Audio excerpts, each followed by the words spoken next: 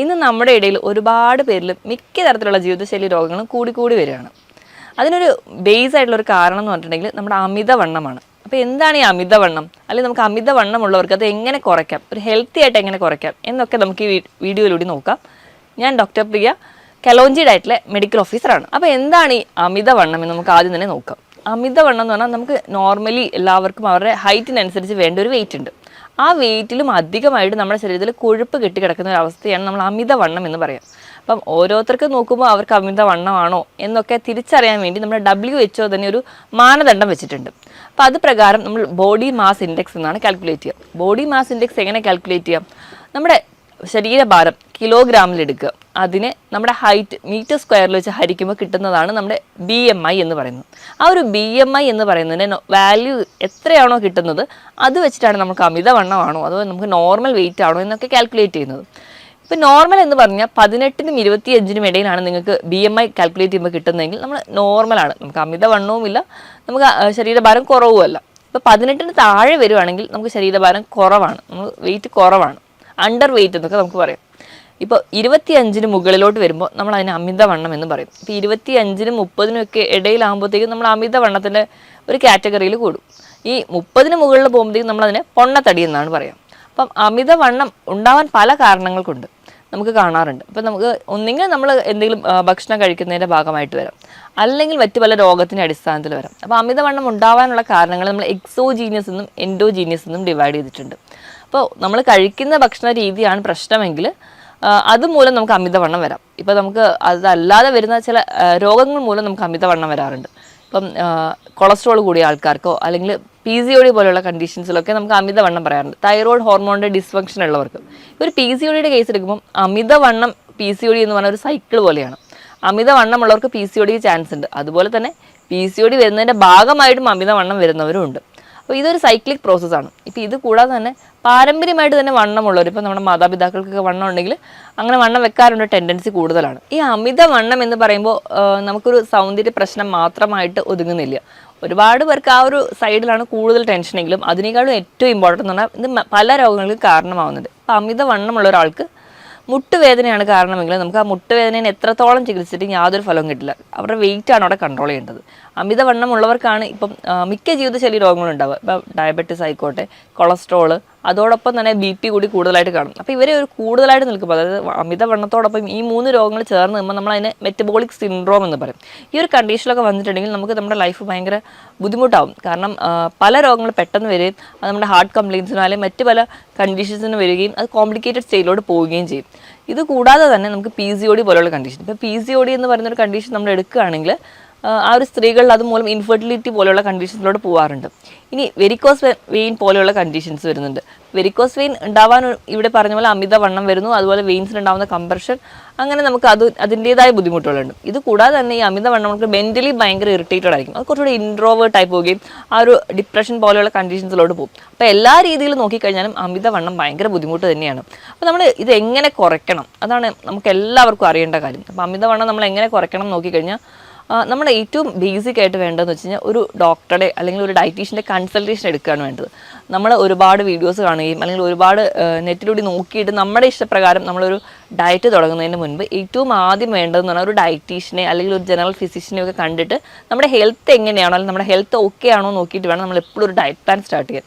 അപ്പോൾ അതിന് മുൻപായിട്ട് അപ്പോൾ നമ്മൾ എന്തൊരു ഡയറ്റ് എടുക്കുകയാണെങ്കിൽ അതിന് മുൻപ് നമ്മുടെ നോർമൽ എല്ലാ വൈറ്റൽസും ഓക്കെ ആണോ നോക്കാം. നമ്മുടെ BP, നമ്മുടെ ഡയബറ്റീസിൻ്റെ ലെവൽ, അല്ലെങ്കിൽ നമുക്ക് ഷുഗർ ഉണ്ടോ, നമുക്ക് തൈറോയ്ഡ് പോലെ എന്തെങ്കിലും കണ്ടീഷൻസ് ഉണ്ടോ എന്നൊക്കെ നോക്കണം. കാരണം ഇങ്ങനെ എന്തെങ്കിലും രോഗങ്ങളുണ്ടെങ്കിൽ നമ്മൾ അത് ട്രീറ്റ് ചെയ്താൽ മാത്രമേ നമ്മുടെ വണ്ണം കുറയുള്ളൂ. ഇപ്പോൾ തൈറോയ്ഡ് ഹോർമോൺ ഡിസ്ഫങ്ഷൻ ഉള്ള ഒരാളാണെങ്കിൽ നമ്മൾ ഡയറ്റ് എടുത്തിട്ടുണ്ടെങ്കിൽ അവിടെ റിസൾട്ട് കിട്ടില്ല. അപ്പോൾ ആദ്യം നമ്മൾ ആ കണ്ടീഷൻ എന്താണെന്ന് നോക്കിയിട്ട് അതിനാദ്യം ട്രീറ്റ്മെൻറ്റ് എടുക്കണം. അതിനോടൊപ്പം തന്നെ നമ്മൾ ഡയറ്റ് എടുത്തു കഴിഞ്ഞാൽ കംപ്ലീറ്റ് ആയിട്ട് റിസൾട്ട് കിട്ടും. അപ്പോൾ മൊത്തത്തിലൊരു ഭക്ഷണം മാത്രം നിയന്ത്രിച്ചാൽ പോരാ, കൃത്യമായൊരു വ്യായാമം വേണം. നമ്മൾ എങ്ങനെയൊക്കെയെങ്കിലും നമ്മൾ കൃത്യമായ ഒരു സമയം കണ്ടെത്തണം വ്യായാമത്തിന് വേണ്ടിയിട്ട്. അപ്പം ആഴ്ചയിൽ ഒരു 5 ദിവസമെങ്കിലും ഒരു അരമണിക്കൂർ മുതൽ 3/4 മണിക്കൂർ വരെയെങ്കിലും ഏതെങ്കിലും തരത്തിൽ നമുക്ക് ഏത് തരത്തിലുള്ള വ്യായാമമാണെന്ന് നല്ലൊരു ഫിറ്റ്നസ്സോ സർട്ടിഫൈഡ് ആയിട്ടുള്ള ഫിറ്റ്നസ് ട്രെയിനറിൻ്റെ അടുത്തോ അല്ലെങ്കിൽ നമ്മുടെ ഒരു ഡോക്ടറെ അടുത്തോ കൺസൾട്ടൻറ്റിൻ്റെ അടുത്തോ ചോദിച്ചതിന് ശേഷം കൃത്യമായിട്ട് വ്യായാമം കൂടി ഉണ്ടെങ്കിൽ നമുക്ക് ഈസി ആയിട്ട് വെയിറ്റ് കുറയ്ക്കാൻ പറ്റും. ഇപ്പോൾ ഒരു 100 കിലോ ഉള്ള ഒരാൾക്കാണെങ്കിൽ ഒരു 65 കിലോ വരെയെങ്കിലുമൊക്കെ സുഖമായിട്ട് കുറയ്ക്കാൻ നമുക്ക് ഈ ഒരു ഡയറ്റിലൂടെ തന്നെ ചെയ്യാൻ പറ്റും. അപ്പോൾ നമ്മൾ ആദ്യം ഈ വൈറ്റൽസ് ഒക്കെ ചെക്ക് ചെയ്തു, എല്ലാം നോർമൽ ആണെന്ന് ഉറപ്പ് വരുത്തി കഴിഞ്ഞാൽ നമ്മുടെ ഫുഡ് ഹാബിറ്റ്സ് ഒക്കെ തന്നെ മാറ്റണം. അപ്പോൾ ഫുഡിൽ ഏറ്റവും ആദ്യം നമ്മൾ കട്ട് ചെയ്യാൻ പറയുക എപ്പോഴും ഒരു ഷുഗറിൻ്റെ ലെവൽ, അതുപോലെ തന്നെ ഉപ്പിൻ്റെ ലെവൽ. അപ്പോൾ നമ്മൾ കംപ്ലീറ്റ്ലി ഷുഗർ കുറയ്ക്കണം. ഷുഗർ കുറയ്ക്കുന്നതിനോടൊപ്പം തന്നെ അന്നജത്തിൻ്റെ അളവ് നല്ലപോലെ കുറയ്ക്കും. കംപ്ലീറ്റ്ലി അത് ഒഴിവാക്കാൻ പറ്റുകയാണെങ്കിൽ അത് ഏറ്റവും നല്ലത്. അപ്പോൾ അന്നജം എന്ന് പറഞ്ഞാൽ നമ്മൾ കഴിക്കുന്ന ചോറ്, ചപ്പാത്തി, ആട്ടയുടെ പ്രൊഡക്ട്സ്, അങ്ങനെ എല്ലാത്തിലും നമ്മൾ ഇപ്പോൾ കഴിക്കുന്ന ബ്രെഡ് ആയിക്കോട്ടെ, ബണ്ണായിക്കോട്ടെ, എല്ലാം കാർബോഹൈഡ്രേറ്റ് ആണ്. അപ്പോൾ അത് കംപ്ലീറ്റ്ലി കുറയ്ക്കുക. ഇനി അടുത്ത് നമ്മൾ ഫാറ്റിൻ്റെ അളവ് കുറയ്ക്കണം. നമ്മൾ എക്സസ് ആയിട്ട് കഴിക്കുന്ന ഫാറ്റ്, അതായത് ഒരുപാട് ഫ്രൈഡ് ഫുഡ് കഴിക്കുക, ഒരുപാട് ടിൻഡ് ഫുഡ് കഴിക്കുക, പ്രോസസ്ഡ് ഫുഡ് കഴിക്കുക. ഇപ്പം മധുരം കുറയ്ക്കുക എന്ന് പറയുമ്പോൾ പഞ്ചസാര മാത്രം, അല്ലെങ്കിൽ ചായയിലോ കാപ്പിയിലോ പഞ്ചസാര കുടിക്കാതിരിക്കുക അല്ലെങ്കിൽ ആഡ് ചെയ്യാതിരിക്കുന്നവരാണെങ്കിൽ അത് മാത്രം അവോയ്ഡ് ചെയ്താൽ പോരാ. നമ്മൾ കഴിക്കുന്ന എല്ലാ ബേക്കറി ഐറ്റംസിലും മധുരം കുറച്ചുകൂടി ഇരട്ടിപ്പിക്കാൻ വേണ്ടിയിട്ട് ഫ്രക്ടോസ് ആണ് ആഡ് ചെയ്യുന്നത്. അത് നമ്മുടെ ഗ്ലൂക്കോസിനേക്കാളും അല്ലെങ്കിൽ നമ്മൾ നോർമൽ ഷുഗറിനേക്കാളും ഇരട്ടി ദോഷം ചെയ്യുന്നതാണ്. അപ്പോൾ ഹൈ ഫ്രക്ടോസ് കോൺ സിറപ്പാണ് മിക്ക വസ്തുക്കളിൽ ആഡ് ചെയ്യുന്നത്. അതുകൊണ്ടാണ് ഇന്ന് മറ്റ് പല ജീവിതശൈലി, ഇപ്പോൾ യൂറിക് ആസിഡിൻ്റെ പ്രശ്നങ്ങളായിക്കോട്ടെ, ഫ്രക്ടോസിൻ്റെ കൂടുതൽ ഉപയോഗം കൊണ്ടാണ് ഫാറ്റി ലിവർ പോലെയുള്ള കംപ്ലയിൻസ് ഒക്കെ ഉണ്ടാകുന്നത്. അപ്പോൾ അതൊക്കെ കൺട്രോൾഡ് ആവുക. അതിനോടൊപ്പം തന്നെ ഡയറ്റ് എടുക്കുമ്പോൾ നമ്മൾ ആദ്യം തന്നെ കൺട്രോൾ ചെയ്യേണ്ടത് ഈ പറഞ്ഞ ഭക്ഷണങ്ങളാണ്. അപ്പോൾ ഈ ഭക്ഷണം കഴിക്കുന്ന ഇതൊക്കെ അവോയ്ഡ് ചെയ്യുമ്പോൾ നമ്മൾ എന്തൊക്കെ കൂടുതലായിട്ട് കഴിക്കണം? കൂടുതലായിട്ട് നമ്മൾ എപ്പോഴും പ്രോട്ടീൻസ് ചേർക്കുക. പ്രോട്ടീൻസ് ആണ് ഏറ്റവും നമുക്ക് വേണ്ടത്. നമ്മുടെ മസിൽ ബിൽഡ് ചെയ്യാനും നമുക്ക് വേണ്ട എനർജി. എപ്പോഴും കാർബോഹൈഡ്രേറ്റ് എന്ന് പറഞ്ഞാൽ നമുക്ക് ഇതിൽ ജോലി ചെയ്യാൻ വേണ്ടിയിട്ടുള്ള എനർജിയാണ് കാർബോഹൈഡ്രേറ്റ് തരിക. അപ്പം ഇന്നത്തെ ഒരു ലൈഫ് സ്റ്റൈൽ പ്രകാരം നമുക്ക് ഒരുപാട് ആയാസമുള്ള അല്ലെങ്കിൽ അധ്വാനമുള്ള ജോലികളൊന്നുമില്ല. അപ്പോൾ കാർബോഹൈഡ്രേറ്റിൻ്റെ അളവ് മാക്സിമം കുറയ്ക്കുക. നമുക്ക് അതിന് പകരം പ്രോട്ടീൻസ് കഴിക്കുക, നല്ലപോലെ വെജിറ്റബിളും ഫ്രൂട്ട്സും കഴിക്കുക. അത് കൂടുതൽ കട്ട് ചെയ്ത് ഫ്രഷ് ആയിട്ട് സാലഡായിട്ട് കഴിക്കാനാണ് ഏറ്റവും നല്ലത്. നമ്മൾ ജ്യൂസാക്കി കഴിക്കുമ്പോൾ വീണ്ടും പഞ്ചസാര ആഡ് ചെയ്യുന്നു, അതിലുള്ള ഫൈബറൊക്കെ നഷ്ടപ്പെടുന്നു. അപ്പോൾ ജ്യൂസാക്കി കഴിക്കാതെ മാക്സിമം കട്ട് ചെയ്ത് കഴിക്കാൻ വേണ്ടി ശ്രദ്ധിക്കുക. ഇപ്പോൾ സീസണൽ ആയിട്ടുള്ള നമ്മുടെ വീട്ടിലൊക്കെയുള്ള പച്ചക്കറികളോ അല്ലെങ്കിൽ നമ്മുടെ നാട്ടിലൊക്കെയുള്ള ഫ്രൂട്ട്സൊക്കെ കൂടുതലായിട്ട് കഴിക്കാൻ വേണ്ടി ശ്രദ്ധിക്കുക. അപ്പോൾ നമുക്ക് അതുവഴി ഉണ്ടാകുന്ന കുറേ വിഷാംശമൊന്നും നമ്മുടെ വയറിലെത്താതിരിക്കുകയും നമ്മുടെ ബോഡീനെ പ്രൊട്ടക്റ്റ് ചെയ്യാൻ പറ്റും. എപ്പോഴും നമ്മൾ സാലഡ് തിരഞ്ഞെടുക്കുമ്പോൾ അതിൻ്റെ കൂടെ തന്നെ ഒലിവ് ഓയിലൊക്കെ ആഡ് ചെയ്യുമ്പോൾ നമുക്ക് നമ്മുടെ ശരീരത്തിൽ നീർക്കെട്ട് ഉണ്ടാകുന്നതോ അല്ലെങ്കിൽ നമ്മുടെ ശരീരത്തിൽ കൊഴുപ്പടിയുന്ന ആ ഒരു ടെൻഡൻസി തന്നെ കുറയും. ഇപ്പോൾ ഒലിവ് ഓയിൽ എന്ന് പറഞ്ഞാൽ നല്ലൊരു ആൻറ്റി ഓക്സിഡൻസ് ആണ്. അത് നല്ലപോലെ ഒമേഗ-3 ഫാറ്റി ആസിഡ്സ് ഉണ്ട്. അപ്പോൾ ഇതൊക്കെ ഉള്ളത് കൊണ്ട് തന്നെ അപ്പോൾ നമ്മുടെ ശരീരത്തിൽ എന്തെങ്കിലുമൊക്കെ ഒരു ഫാറ്റ് അടിയാനുള്ള ടെൻഡൻസി ഉണ്ടെങ്കിൽ അത് മാക്സിമം കുറയുന്നത് കാണാം.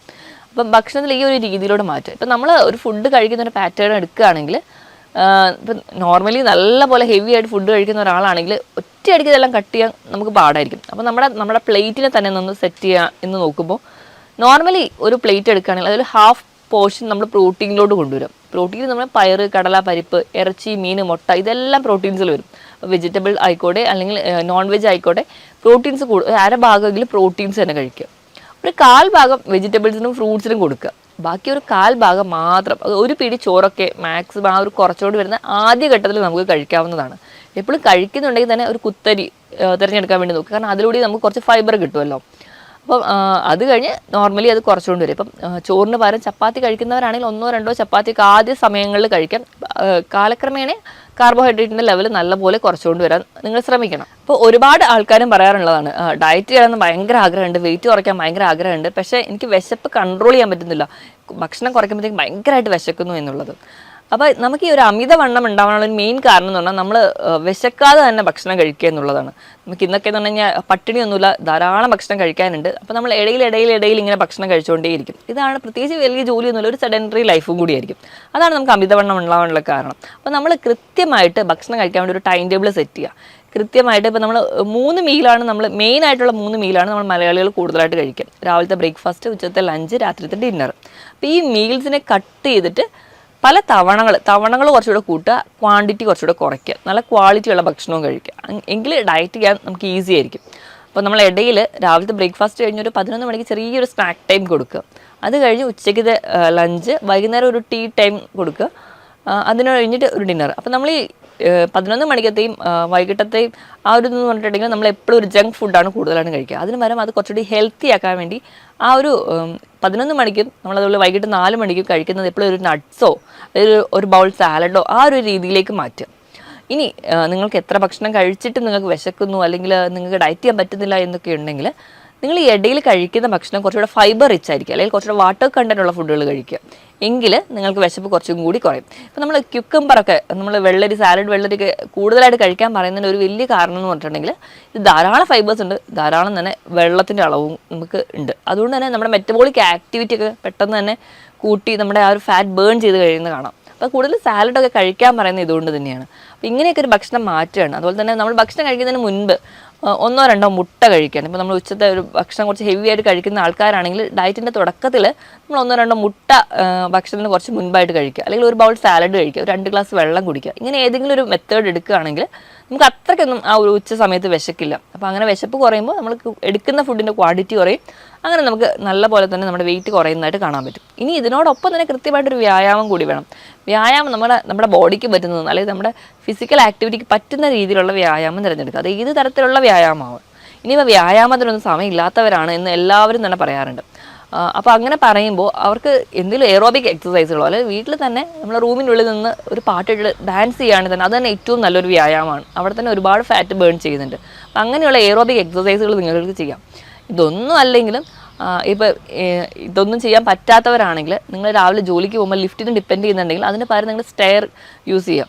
അതുപോലെ തന്നെ നമ്മൾ ഫോണിലൊക്കെ ഒരുപാട് നേരം സംസാരിക്കുന്ന ആൾക്കാരാണെങ്കിൽ നടന്നുകൊണ്ട് ഫോൺ ചെയ്യുക. ഇപ്പം നമുക്ക് എല്ലാവർക്കും അറിയാം, അപ്പോൾ നമുക്ക് ഫാൻ വർക്ക് ചെയ്യണമെങ്കിലോ TV വർക്ക് ചെയ്യണമെങ്കിൽ എല്ലാം റിമോട്ട് കൺട്രോളാണ്. അപ്പോൾ മാക്സിമം ഈ ഒരു ടൈമിലെങ്കിലും കുറച്ചെങ്കിലും നടക്കാൻ വേണ്ടിയിട്ട് റിമോട്ട് കൺട്രോളിനെ ഡിപ്പെൻഡ് ചെയ്യാതെ നമ്മൾ നടന്ന് പോയി സ്വിച്ച് ഓഫ് ചെയ്യുകയൊക്കെ ചെയ്യാൻ ശ്രമിക്കുക. ഇങ്ങനെയെങ്കിലും കുറച്ചെങ്കിലും ഒരു വ്യായാമം ഉണ്ടായി കഴിഞ്ഞാൽ ഒരു പരിധി വരെ നമ്മുടെ ഫാറ്റൊക്കെ ബേൺ ചെയ്യുന്നത് കാണാൻ പറ്റും. ഇനി ഈ ഒരു പറഞ്ഞ രീതിയിലുള്ള വ്യായാമം, ഈ പറഞ്ഞ രീതിയിലുള്ള ഫുഡ് കൺട്രോളൊക്കെ ചെയ്യുക. അതിനോടൊപ്പം തന്നെ ചെറിയ ടിപ്സുകൾ പറഞ്ഞുതരാം. അതിൽ ഒന്നാമത്തേതുണ്ടെങ്കിൽ ചെറുനാരങ്ങ ആണ് നമ്മൾ യൂസ് ചെയ്യുന്നത്. നമുക്ക് പെട്ടെന്നൊരു ഫംഗ്ഷൻ വരുമ്പോൾ വെയിറ്റ് കുറയ്ക്കാനൊക്കെ ആണെങ്കിൽ നമ്മുടെ ചെറുനാരങ്ങ ഭയങ്കര യൂസ്ഫുള്ളാണ്. പക്ഷേ നമ്മൾ യൂസ് ചെയ്യേണ്ട രീതി എങ്ങനെയാണെന്ന് നോക്കാം. 1 ലിറ്റർ വെള്ളം എടുക്കുക, അതിലേക്ക് ഒരു ചെറുനാരങ്ങ, ചെറിയ ചെറുനാരങ്ങയാണെങ്കിൽ 1, വലുതാണെങ്കിൽ ഒരു പകുതി എടുക്കുക, നല്ലപോലെ പിഴിഞ്ഞ് അതിനോടൊപ്പം തന്നെ ഇഞ്ചി കൂടി ചതച്ചിടുക. ഇത് നമ്മളിത് രാവിലെ വെറും വയറ്റിൽ കുടിക്കാം. പക്ഷേ അസിഡിറ്റി പോലെയുള്ള പ്രശ്നങ്ങളുള്ളവരാണെങ്കിൽ രാവിലെ വെറും വയറ്റിൽ കുടിക്കേണ്ട, പല തവണകളിലായിട്ട് ഒരു ദിവസം കുടിക്കുക. ആഴ്ചയിൽ ഒരു 3 ദിവസമെങ്കിലും ഇങ്ങനെ ചെയ്യുകയാണെങ്കിൽ നമുക്ക് വെയിറ്റ് ഗെയിൻ നല്ലപോലെ കുറയുന്നതായിട്ട് കാണാൻ പറ്റും. കാരണം ഇത് ഫാറ്റ് ബേൺ ചെയ്യാനും നമ്മുടെ മെറ്റബോളിക് ആക്ടിവിറ്റി ഒക്കെ കൂടുന്നതായിട്ട് കാണാം. ഇത് പെട്ടെന്നുണ്ടാകുന്ന ഒരു വെയിറ്റ് ലോസിന് വേണ്ടിയിട്ട് മാത്രം ഡിപ്പെൻഡ് ചെയ്യുക. കണ്ടിന്യൂസ്ലി ഇത് യൂസ് ചെയ്യുന്നത് അത്ര നല്ലതല്ല. നമുക്ക് അസിഡിറ്റി പോലുള്ള പ്രശ്നങ്ങൾ ഉണ്ടാകാനുള്ള ചാൻസ് വളരെ കൂടുതലാണ്. ഇനി രണ്ടാമത് പറഞ്ഞാൽ ജീരകം ഇട്ട് തിളപ്പിച്ച വെള്ളം. അപ്പോൾ നമ്മളൊരു 250 ml, അതായത് 1/4 ലിറ്ററോളം വെള്ളം എടുക്കുക, ഒരു നുള്ളു ജീരകം ഇട്ട് നല്ലപോലെ തിളപ്പിച്ച് ആ വെള്ളം നമ്മൾ സ്ഥിരമായിട്ട് കുടിക്കുകയാണെങ്കിൽ ഇത് നമ്മുടെ ഫാറ്റ് ബേൺ ചെയ്യാൻ സഹായിക്കും. ജീരകത്തിൽ തൈമോൾ എന്ന് പറയുന്നൊരു കണ്ടന്റ് ഉണ്ട്. ഈ തൈമോൾ എന്ന് പറയുന്ന കണ്ടന്റ് നമ്മുടെ പാൻക്രിയാസിൻ്റെ ആക്ടിവിറ്റി സ്റ്റിമുലേറ്റ് ചെയ്യും. അപ്പോൾ നമ്മുടെ വെയിറ്റ് കുറയും. ഇപ്പം നമുക്ക് ഡയബറ്റീസ് പോലെയുള്ള പ്രശ്നമുള്ളവരാണെങ്കിൽ അതും നല്ല രീതിയിൽ കൺട്രോൾ ആവാൻ പറ്റുന്നൊരു ഡ്രിങ്കാണിത്. അപ്പോൾ നമുക്ക് ഇത് ഡിപ്പെൻഡ് ചെയ്യാം. ഇനി മൂന്നാമതായിട്ട് സിനമാൾഡിഹൈഡ് കണ്ടന്റ് ഉള്ള കറുകപ്പട്ട ഇട്ട് തിളപ്പിച്ച വെള്ളം കുടിക്കുക. അപ്പോൾ കറുകപ്പട്ട നിങ്ങൾക്ക് ഒന്നെങ്കിൽ പൊടിയായിട്ട് ഒരു നുള്ള ആഡ് ചെയ്യും, അല്ലെങ്കിൽ ചെറിയ രീതിയിൽ ഒരു കഷ്ണം ആഡ് ചെയ്ത് നല്ലപോലെ വെള്ളം തിളപ്പിച്ച് അത് നിങ്ങൾക്ക് ദിവസവും മാറി മാറി കുടിക്കാവുന്നതാണ്. ഈ ഒരു സിനമാൾഡിഹൈഡ് എന്ന് പറയുന്ന കണ്ടന്റ് ഫാറ്റ് ബേൺ ചെയ്യാൻ നല്ല ഒരു മാർഗ്ഗമാണ്. അപ്പോൾ നമ്മുടെ എക്സസൈഡ് വരുന്ന ഫാറ്റ് അത് കുറയ്ക്കുന്നുണ്ട്. അതുപോലെ തന്നെ അതിൻ്റെ ഒരു എൻസൈമാറ്റിക് ആക്ടിവിറ്റി മൂലം നമ്മുടെ ശരീരത്തിൽ ഫാറ്റ് ഡിപ്പോസിറ്റ് ചെയ്യാനുള്ള ടെൻഡൻസി ഉണ്ടെങ്കിൽ അതും കുറയുന്നതായിട്ട് കാണാൻ പറ്റും. ഇനി നാലാമതായിട്ട് ആപ്പിൾ സിഡർ വിനെഗർ. ഇതും അസിഡിറ്റി പോലെയുള്ള പ്രശ്നമുള്ളവർക്കാണെങ്കിൽ കണ്ടിന്യൂസ്ലി യൂസ് ചെയ്യുന്നത് അത്ര നല്ലതല്ല. ഇനി അല്ലാത്ത ആൾക്കാരാണെങ്കിൽ 150 ml വെള്ളം എടുത്തിട്ട് അതിലേക്ക് 1 teaspoon apple cider vinegar add ചെയ്യുക, നല്ലോണം മിക്സ് ചെയ്തിട്ട് നിങ്ങൾക്ക് രാവിലെ വെറും വയറ്റിൽ കുടിക്കാം. പക്ഷേ അസിഡിറ്റി പോലെയുള്ള പ്രശ്നമുള്ളവരാണെങ്കിൽ ഇത് യൂസ് ചെയ്യാതിരിക്കുക. ഇത് നിങ്ങൾക്ക് ഇടയിലൊക്കെ കുടിക്കാവുന്നതാണ്. അങ്ങനെ ചെയ്ത് കഴിഞ്ഞാലും നിങ്ങൾക്ക് ഒരു പരിധി വരെ ഫാറ്റ് ബേൺ ചെയ്യുന്നത് കാണാം. പക്ഷേ കണ്ടിന്യൂസ്ലി ഇതൊക്കെ യൂസ് ചെയ്യുമ്പോൾ നമ്മുടെ ഇനാമൽ, നമ്മുടെ പല്ലിന് ചെറിയ കേട് വരാനൊക്കെയുള്ള ചാൻസുകളുണ്ട്. അപ്പോൾ മാക്സിമം ഇടയിൽ ഇപ്പോൾ ആഴ്ചയിൽ 3 ദിവസമോ അങ്ങനെയൊക്കെ മാറി നിങ്ങൾ കുടിക്കുന്നത് ഒരു പരിധി വരെ നിങ്ങളുടെ ഫാറ്റ് ബേൺ ചെയ്യും, നിങ്ങളുടെ വെയിറ്റ് കുറയുന്നതായിട്ടും കാണാൻ പറ്റും. ഇനി ഇപ്പോൾ ചില ആൾക്കാർക്ക് പ്രശ്നം എന്ന് വെച്ച് കഴിഞ്ഞാൽ വയറിൻ്റെ ഭാഗത്ത് അല്ലെങ്കിൽ ഇടുപ്പിൻ്റെ ഭാഗത്താണ് കൂടുതൽ കൊഴുപ്പെങ്കിൽ അവർക്ക് ചെയ്യാൻ പറ്റുന്ന ചില എക്സസൈസുകൾ നമുക്ക് നോക്കാം. ഒന്നാമതായിട്ട് ബ്രീത്തിങ് എക്സസൈസ്. എവിടെയെങ്കിലും നിവർന്നിരുന്നിട്ട് ശ്വാസം പതിയെ ഉള്ളിലോട്ട് എടുക്കുക, പതിയെ റിലാക്സ് ചെയ്യുക. ഒന്നാമത്തെ ബ്രീത്തിങ് എക്സസൈസാണ്. ഇനി രണ്ടാമത്തെ ആണെങ്കിൽ നമുക്ക് എവിടെയെങ്കിലും സ്റ്റഡി ആയിട്ട് തന്നെ ഇരിക്കുക, സ്റ്റഡി ആയിട്ട് എടുത്തിട്ട് ശ്വാസം നല്ലപോലെ ഉള്ളിലേക്ക് വലിച്ചെടുക്കുക, എന്നിട്ട് കുറച്ച് നേരം ശ്വാസം ഹോൾഡ് ചെയ്യുക. അപ്പോൾ നമ്മുടെ വയർ നല്ലപോലെ ടൈറ്റ് ആവും. അത് കൊണ്ട് തന്നെ ആ ഒരു ഏരിയയിലെ മസിൽസൊക്കെ കുറച്ചുകൂടെ വർക്ക് ചെയ്യുന്നതിൻ്റെ ഭാഗമായിട്ട് അവിടുത്തെ ഫാറ്റ് ബേൺ ചെയ്തു. അതിൻ്റെ ഭാഗമായിട്ട് നമുക്ക് ആ ഒരു ഏരിയയിൽ മസിൽസ് കുറയുന്നതിന് അല്ലെങ്കിൽ ആ ഒരു വർക്ക് കാരണം അവിടുത്തെ ഫാറ്റ് ബേൺ ചെയ്യുന്നത് കൊണ്ട് തന്നെ ആ ഒരു ഏരിയയിൽ തടി കുറയുന്നതായിട്ട് കാണാൻ പറ്റും. ഇനി ഒരു 15 സെക്കൻഡൊക്കെ ഇങ്ങനെ ഹോൾഡ് ചെയ്തിടുക, പിന്നെ റിലാക്സ് ചെയ്യുക, നോർമൽ ബ്രീത്തിങ്ങിലോട്ട് വരിക. ഒരു 15 തവണയെങ്കിലും ഇതേ പ്രോസസ്സ് തന്നെ കണ്ടിന്യൂ ചെയ്യുക, പിന്നെ നോർമൽ ബ്രീത്തിങ്ങിലോട്ട് വരിക. അത് കഴിഞ്ഞ് വീണ്ടും ഒരു 15ൻ്റെ സെറ്റ് എടുക്കുക. അങ്ങനെ ഒരു 30 തവണയെങ്കിലും ഒരു ദിവസം ചെയ്യുന്നത് നമ്മുടെ ആ ഒരു വയറിൻ്റെ ഭാഗത്തുള്ള കൊഴുപ്പ് അഴിയുന്നതിന് കാരണമാകും. ഇനി മൂന്നാമത്തേത് നമുക്ക് പ്ലാങ്ക് ചെയ്യുക. പ്ലാങ്ക് എക്സസൈസ് ചെയ്യുമ്പോഴും ആ ഒരു വയറിൻ്റെ ഏരിയയിൽ ഉണ്ടാകുന്ന മസിൽസൊക്കെ എൻഗേജ്ഡ് ആവുന്നതുകൊണ്ട് അവിടുത്തെ ഫാറ്റ് പെട്ടെന്ന് ബേൺ ചെയ്യുന്നതാണ്. ഈ തരത്തിലുള്ള വ്യായാമങ്ങളും ചെയ്യുക. പറഞ്ഞ രീതിയിൽ എന്തെങ്കിലും ഒരു ജോഗിങ്ങോ അല്ലെങ്കിൽ നീന്തൽ അല്ലെങ്കിൽ നമുക്ക് സൈക്ലിങ് ഇങ്ങനെ എന്തെങ്കിലുമുള്ള വ്യായാമങ്ങൾ കൂടി ചെയ്യുകയാണെങ്കിൽ നമ്മുടെ ഫാറ്റ് പെട്ടെന്ന് ബേൺ ചെയ്യും. അതോടൊപ്പം തന്നെ ഈ പറഞ്ഞ രീതിയിലൊക്കെ ഒരു കൃത്യമായ ഒരു ഡയറ്റീഷ്യൻ്റെ അണ്ടറിൽ തന്നെ നിങ്ങൾ ഡയറ്റ് ഒരു കൃത്യമായ ഒരു ചാർട്ടിലൂടെ തന്നെ ഡയറ്റ് കൂടി എടുക്കുകയാണെങ്കിൽ നല്ല രീതിയിൽ വെയിറ്റ് കുറയും. വെയിറ്റ് കുറഞ്ഞു കഴിഞ്ഞാൽ തന്നെ മിക്ക രോഗങ്ങളെ നമുക്ക് കൺട്രോളോട് കൊണ്ടുവരാനും പറ്റും.